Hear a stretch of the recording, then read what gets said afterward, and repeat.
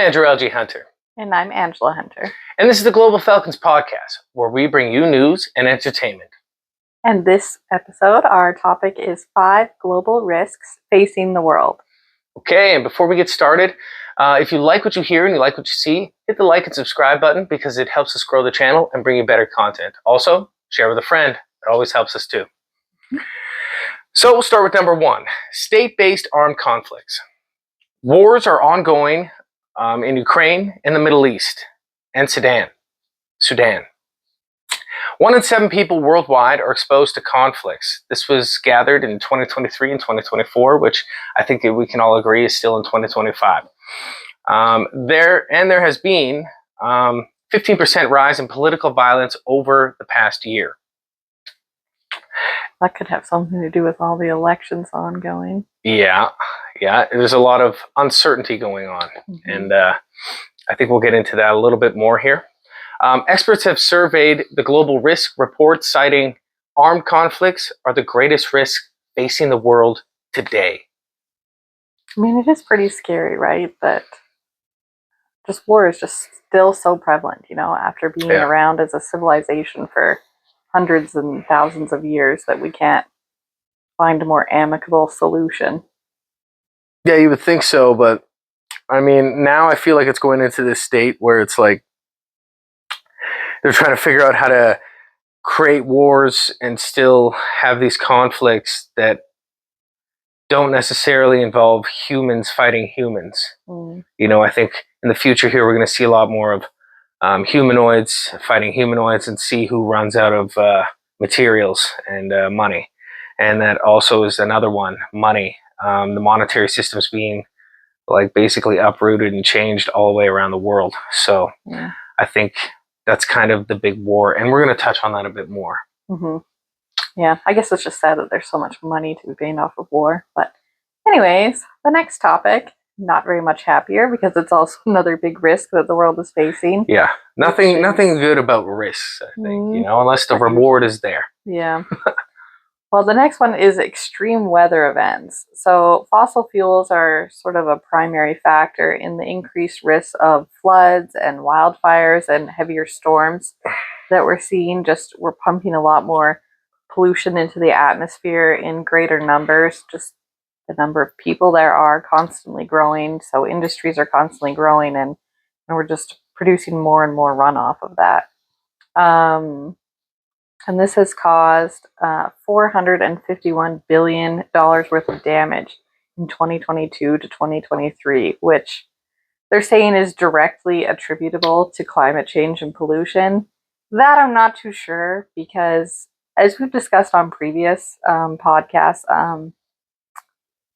the world always goes through changes. There's heating periods, there's cycles. Cooling periods, and it brings about a lot of different things, like floods. Obviously, we've all heard of the Great Flood. Every religion and civilization has a myth around it or a story behind it.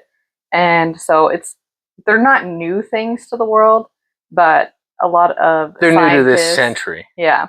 And so a lot of scientists and experts are just saying that they're sped up and they're a lot more dangerous than they anticipated they would be, just because of the levels of pollution brought on by humans. It's always humans. It's always us. That's why our flora and fauna is getting messed up. Yeah. Totally set back, I should say. Yeah, I don't know, man. It's always us. I think the best way to go about the future is everybody kind of work together in your own countries, and then once we can figure out each country, then we should again expand out.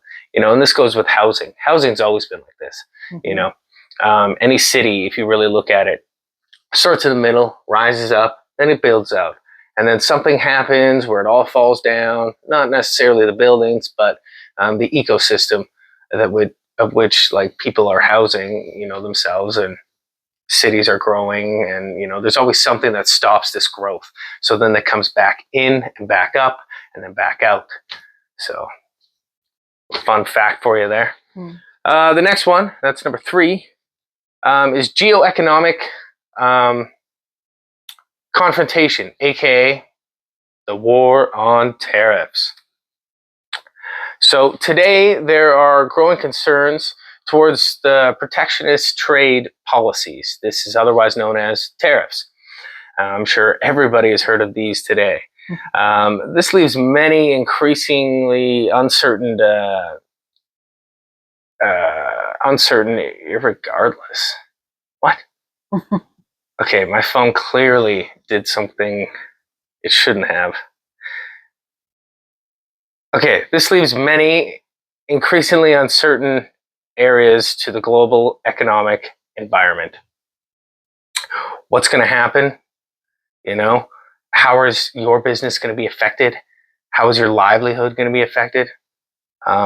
Nobody really knows yet, because there's talks of tariffs coming in, there's talks of them next month, there's talks of it next year, there's talks of no tariffs at all, and then now it's like, okay, today, Saturday, whatever the date is, the February 1st, tariffs. You know, is that really happening? I don't know. I mean, we looked on our Amazon, didn't seem to be affected, and that reminds me, Amazon, that we looked on our store. Check out our store, the HAP. It brings kids, teens, women, men, all sorts of items that are of quality that can be brought into their lives and mostly their homes. My first business is Homes by Hunter Inc., and we deal in housing. So we like to bring products that can help people feel more inspired within their home. We can't hit every home, but now with the hap.com, not .ca, the hap.ca, you can bring some of these in without us actually coming and, you know, charging it an arm and a leg. So yeah, some of my favorite products that are on there right now that I use every day is the light up mirror that we have in our bathroom, and we've shared on our store, and it is just incredible. Not only does it light up the bathroom and give sort of a different mood when you're in there, but it's super helpful for getting ready in the morning. I wouldn't be able to do my makeup without it. Not that I wear a lot of makeup, but yeah, well, there's 3 settings. Plus, it also has a defrost setting. Yeah, that's amazing.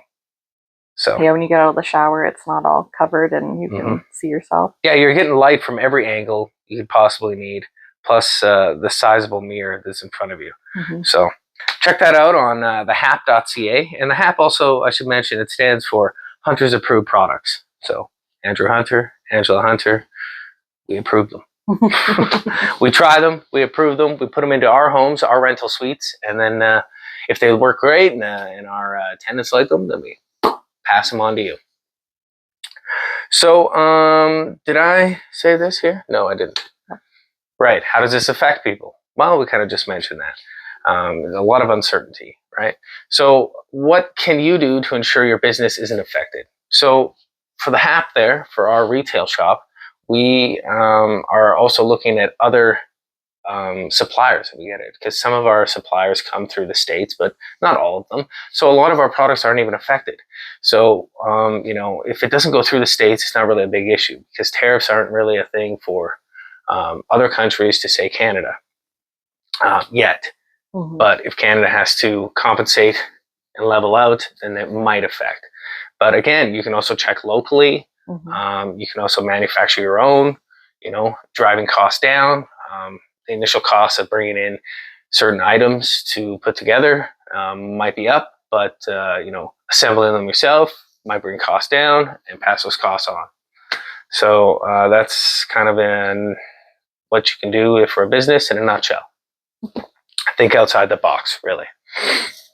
And so the next risk facing the world is mis and disinformation. A topic I think we've heard so much over the past year, especially in Canada. Yeah, and a lot during COVID, and since then, even, as that still is like, that discussion is still really taking place worldwide. But they're attributing some of that to the growing AI availability and how that can help spread the mis and disinformation. I can sort of see how that could happen, because I've used, of course I've used AI. Everyone wanted to check out ChatGPT when it first came out and see what it was capable of. So I asked it to do a bunch of things, and I did notice quite a few little errors where it was just pulling information from different areas as a guess to fill in the blanks for what you would need. And now, again, that was like 2 years ago. So I would imagine that it's just getting better and better, and eventually it won't have all of those areas where it's unsure to fill in, and I feel like that'll get less and less. But then again, it's also just pulling information off the internet. So whatever information is out there, it's using that. So if there's that's also information that is on social media accounts, right? Yeah. So if you put in the right hashtags, your SEOs come up, it's going to pull from that too.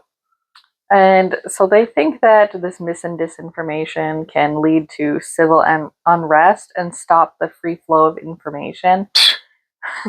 The free flow of information would be all information, not That's just right. what they deem misinformation. So when they say stop the free flow of information, they mean stop the free flow of their approved information.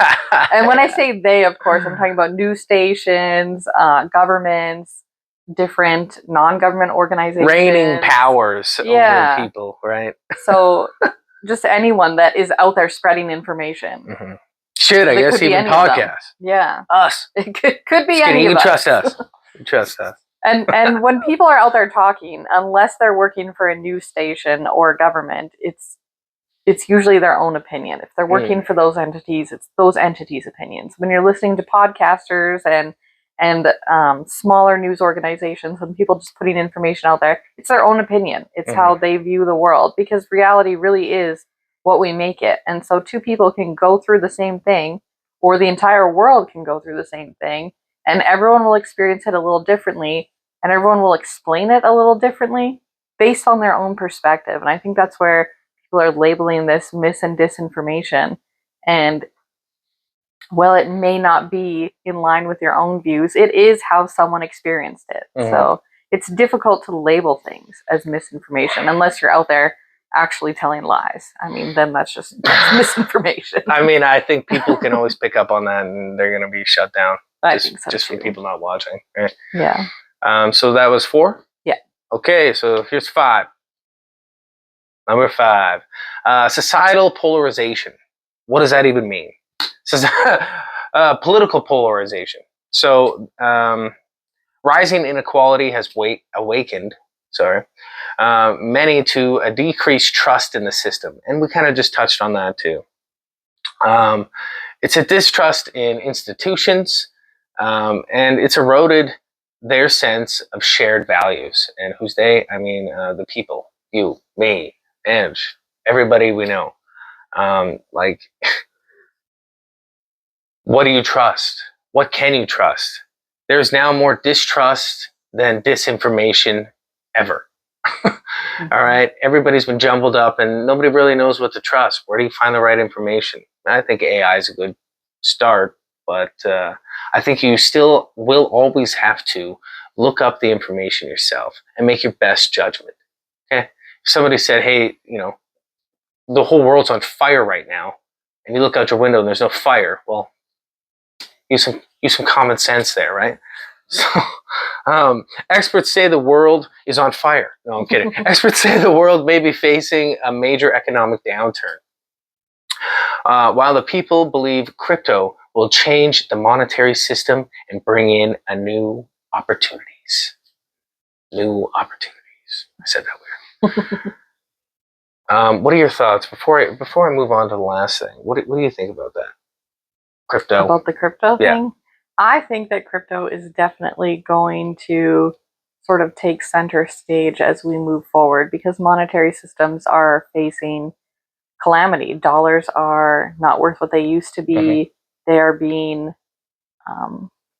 just overproduced. Like, there's just so much new money entered into the system every year that it just devalues it. And we've seen it time and time again in history where they do this. They pump too much money into the system where it just collapses the system and the money becomes worthless. And so I think cryptocurrencies are an interesting way to fix that one problem. I don't know if it fixes every problem, but the supply definitely fixes that problem. I mean, that's what inflation is. If there's 2% inflation over 100% of a dollar, I mean, that means it's decreasing by 2% every year, right? Not great. You're literally, we've named it something else, but that's what it is. Your purchasing power goes down by 2% every year. your dollar becomes worthless. I got a buddy of mine. He he showed me he's got like thousands of dollars saved just as cash, and I'm like, what are you doing? He thinks it's just smart. I'm like, you obviously don't understand what money is and how it operates, because what you want to do is put your money into assets. Mm-hmm. Because if I always use this analogy, like if you bought a chocolate bar a long time ago, I think everybody knows that like a chocolate bar used to be under $1, at least in our generation. It was 50 cents or less a long time ago. But now that chocolate bar is like $1.30, $1.40, something like that. So, I mean, that just shows you right there.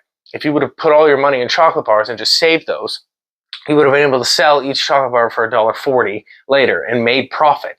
See, you don't make profit when you just have the cash and then you go back to buy a chocolate bar. Instead of buying it before, you buy it later, and then you see how many chocolate bars you get for $1, right? Not very many. So this also isn't financial advice, but most of my money is always tied up into assets.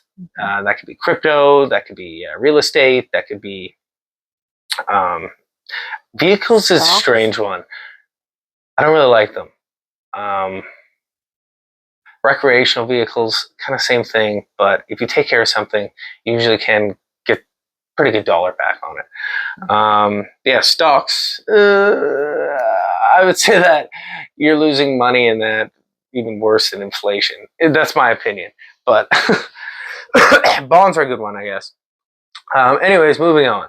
The global economy is starting to absorb the aftershock of inflationary pressure as interest rates continue to go down. So yes, there's interest rates. They suck, but they are going down, and it is affecting many things around us. And these are also good and bad. What's going to happen to your home price? We've already seen in our city, they arbitrarily pick which homes are worth a little less and which homes are now worth 20% more. It's pretty funny how the city comes up with these numbers, but let us know in the comments if your city has already reappraised your house without even looking at it. I'm curious about that. And so I just want to close out with saying these topics came from the Global Risk Report 2025, which was a survey done by 900 experts. Experts in what? I'm not sure, it didn't say, but they don't experts nonetheless. But we just want to say something to keep in mind when you're hearing information such as this. Know who the intended audience is and who the author is, because who it was written by and what their intention for putting this information out there, it sort of drives what they want the goal of the information to be. So they can spin whatever narrative. Yeah. Some of these topics we talked about spun a bad narrative on tariffs, where if you listen to Trump talk about tariffs, he's very pro-tariffs because it does really help his economy in the short term.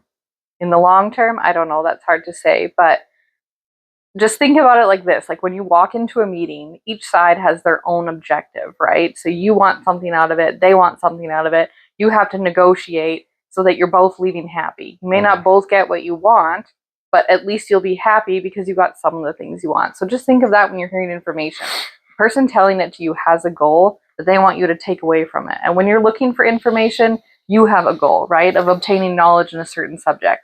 So just be very mindful about where you're getting that information. Yeah. The best business is when everybody wins, and the best information is one that can help everyone. Yeah.